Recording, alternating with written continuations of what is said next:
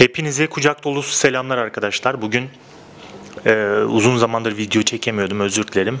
Videomuzun başlığı şu: Türkiye'de hayatta kalmak, Türkiye'de idealizm, Türkiye'de yaşam, Türkiye'de ne yapılmalı, Türkiye'de para mı yoksa meslek mi gibi konuları hem böyle sohbet edercesine, böyle sizin direkt gözünüze bakarak, hem de içimden geldiği gibi böyle biraz konuşmak istedim. Hava sıcak. Temmuz'un başlarındayız. Pazar günü. Saat 8 suları. Bu videoyu çekiyorum.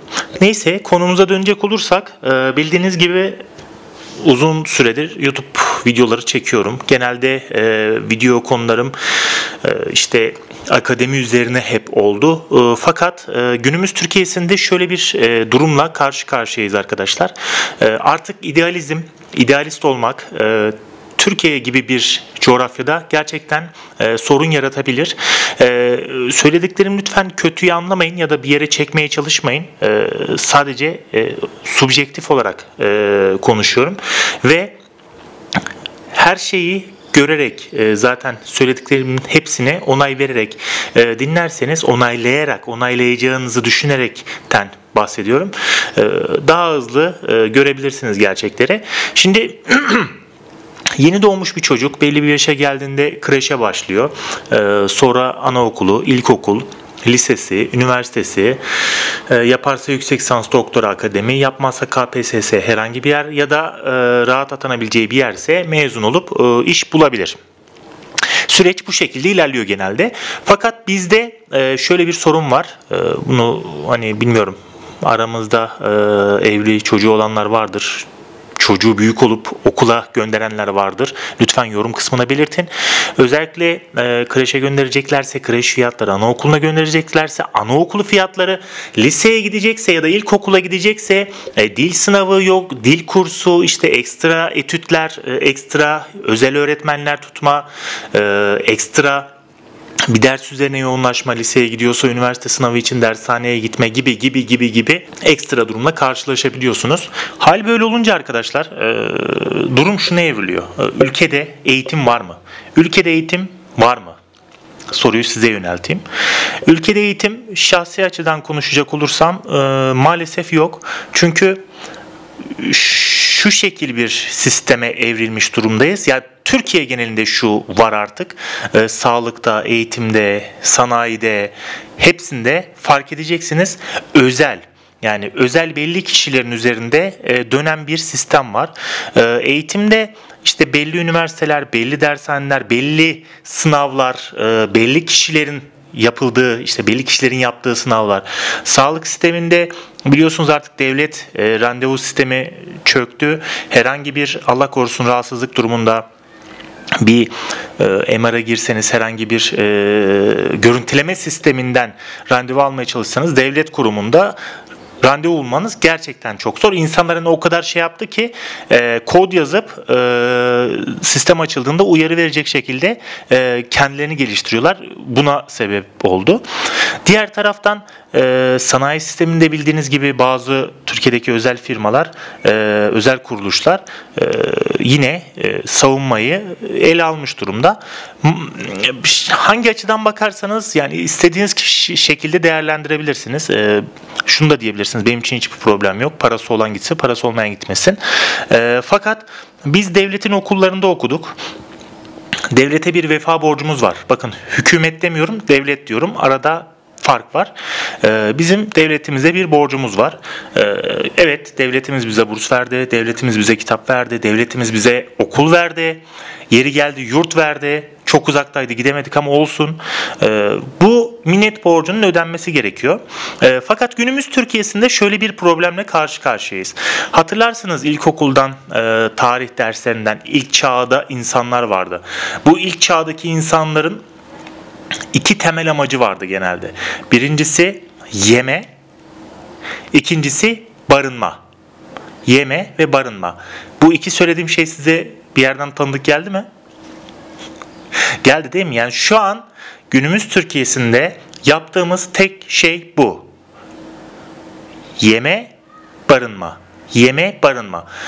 Belli bir zümre üzerinden konuşuyorum. Evet, sayılı kesimde insanlar var. Ultra lüks yaşayan insanlar mevcut. Onları ayırıyorum tabii ki. Ama yani kaça bölebiliriz? Tam net sayı bilmiyorum ama 60, 70, 80 belki de Türkiye'nin %80'i bu durumda. İnsanlar çalışıyorlar. Monoton bir şekilde çalışıyorlar. Aldıkları maaşla evinin kirası, faturaları, yiyecek, içecek ve bitti. Sonraki ay tekrar, sonraki ay tekrar, sonraki ay tekrar. Bildiğiniz ilk çağ insanlarıyla aynı şeyi yaşıyoruz şu an. Her şey var ama para yok. Para çok ama kimde bilmiyoruz. Şimdi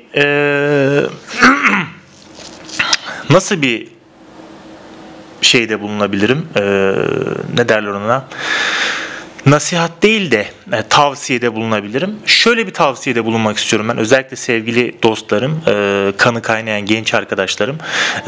Belli bir yaşa geldikten sonra, evet çok yaşlı değilim ben de daha çok gencim ama yaşanmışlıklar, hayat tecrübeleri insana şunu katıyor. Bazen hayallerin önüne geçmek gerekiyor ve bazen bir şey deneyin, evet. 2 kere deneyin, 3 kere deneyin, 4 kere deneyin ama 5. de artık şunu diyebilin. Tamam, olmuyor. Bu benim hatalarım oldu. Mesela günümüzde herkes, sadece ülkemiz için değil, yurt dışı için de mesela Almanya, Belçika, Hollanda gibi ülkelerde sürekli günümüz gençleri hızlı para kazanabileceği işleri arıyorlar. Çok haklılar. Kesinlikle çok haklılar. Benim jenerasyonumda da öyleydi. Yani sonuçta ben okuyorum. 4 yıllık üniversiteyi bitiriyorum. Yüksek lisansımı yapıyorum. Belli bir proje, belli bir şey. Yani benim gibi birçok kişi artık elle tutulur bir pozisyon, bir statü ve bir maddi göreceli bir şey istiyorlar. Bakıyoruz ki iş yok. Aldığımız para asgari ücretin üstü. Affedersiniz, hani kesinlikle ezmek ya da kötü amaçla söylemiyorum ama üniversite bitirmemiş, temizlik işiyle ya da diğer işlerle uğraşan abilerimiz, ablalarımız bizden daha çok para alıyorlar. Bunu gören arkadaşlar da tabii ki sorguluyorlar.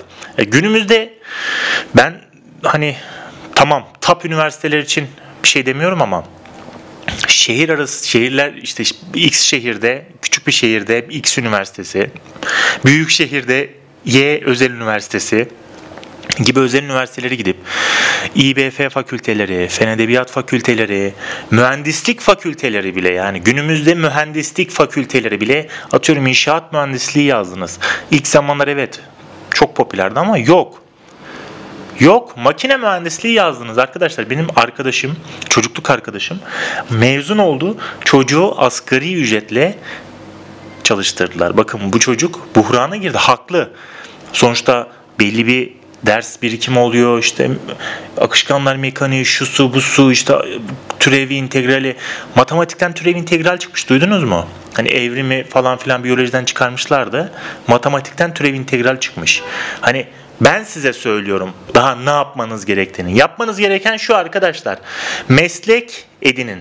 Meslek liseleri tekrardan açılsın. Benim en önemli vereceğim tavsiye bu. Evet, doktor da lazım. Evet, hemşire de lazım. Yazılımcısı da lazım. İşte atıyorum mühendisi de lazım.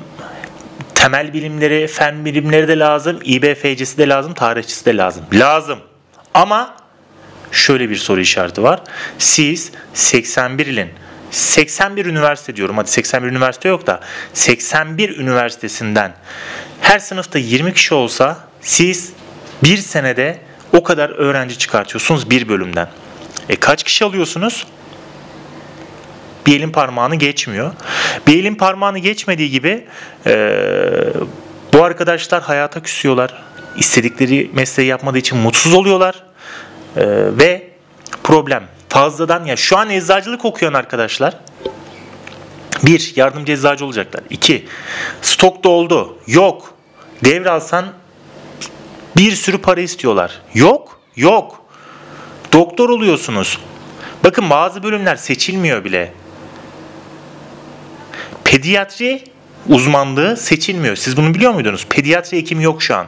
Belki bundan 10 yıl sonra, 5 yıl sonra, 10 yıl sonra siz Allah korusun pediatri hekimi göremeyeceksiniz. Ya da herhangi bir bölüm. Çünkü hem parası az, hem iş yükü daha fazla, hem de saygınlığı da daha düşük. Riski fazla ve insanlar seçmiyorlar.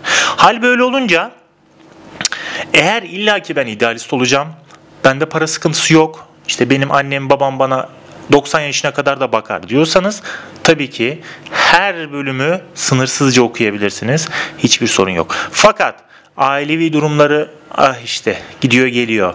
Benim bir an önce tek başıma ayaklarının üstünde durmam lazım diyorsanız ve gerçekten bakın matematik, fizik, kimya, biyoloji, Türkçe, işte sayısal sözel olarak ayırıyorum. İyi değilseniz, hani okumak için okuyorsanız lütfen, bakın lütfen size yalvarıyorum, meslek öğrenin. Meslek lisesine gidin. Bunun içinde ne var? Motor var, bilgisayar var, elektrik var. Bakın size samimi söylüyorum. Okudum ettim, hala okuyorum. Meslek öğrenmek için hafta sonları bir elektrikçi ustanın yanına gidiyorum. Gerçekten söylüyorum bunu size. Yani sadece ülkemizde değil, dünyada yetişmiş, iş bilen usta yok. Ve bu statüdeki insanlar profesörden daha fazla, benim diyen kişiden daha fazla para alıyorlar.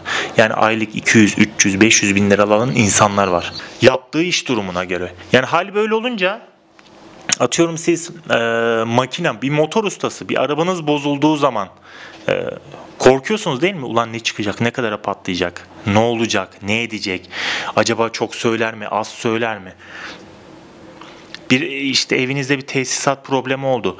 Usta sadece işçilik için zaten dünyanın parasını alıyor. Malzemesi varsa, dükkanı varsa, elektrik işi oldu, atıyorum klimanız bozuldu. Herhangi bir şey, pencere taktıracaksınız, cam taktıracaksınız, parke döşeteceksiniz, evinizi boyatacaksınız. İşte yeni ev yaptınız, usta lazım, çatısı. Bakın bu işler için arkadaşlar insanlar usta bulamıyorlar.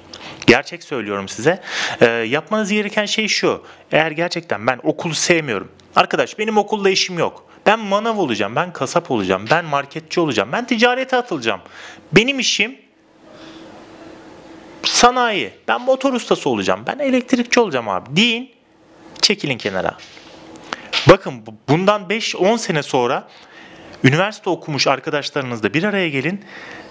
Farka şaşıracaksınız ya. Sizin eviniz, arabanız, işte paranız, şunuz bunuz varken o arkadaşların hala belki de evet milyarda bir ihtimal, o da iyi pozisyonlar gelmiş olabilir ama milyarda bir ihtimal olacaktır. Şimdi aranızdan bir iki kişi çıkar hani çok da abartıyorsun diye. Sevgili dostlar, abartıyorsun diyen arkadaşlar benimle 2-3 gün geçirsin. Görsünler gerçek dünyanın ne olduğunu. Bir insanın başına gelmeden gerçekten bilmiyor. İşte kiralar, faturalar, yeme içme, hep monotonluk. Bir insan konsere gitmek istiyor. Bir insan yurt dışına gitmek istiyor. Bırakın yurt dışını, bir insan şehrinde, kendi ülkesinde gezmek istiyor. Gezemiyoruz. Şu an İstanbul'da, bıraktım İstanbul'u. Türkiye'de en düşük kira 15 bin lira. En düşük kira. Girin bakın. Yemesi, içmesi, faturalar. Geçen işte ay gelen X şirketin internet faturası 200 TL iken bu ay geliyor 450-500 TL. Hal böyle olunca siz maalesef parayı düşünmek zorunda kalıyorsunuz. Maalesef kalıyorsunuz. Lütfen şunu söylemeyin. Her şey para değil. Yaşıyoruz. Gözlerimiz görüyor, mutluyuz. Evet, şükürler olsun, görüyor, mutluyuz ama bir hafta mutlusunuz, parasız. Sokağa düşün, aç susuz kalın. Yardıma muhtaç olun, birinin eline düşün. Ben o zaman görürüm sizin hayatın toz pembeliğini. Ne yapın edin, aklınızı başınıza alın arkadaşlar. Bakın Türkiye'de yaşam gerçekten çok zor. Türkiye gibi bir ortamda akıl sağlığını korumak zor, yaşamak ayrı bir zor. Eğer birazcık böyle İçinizde insanlık varsa, hayat sorgulayan bir tipseniz, varoluşu sorgulayan bir tipseniz zaten cehennemin dibini görüyorsunuz burada.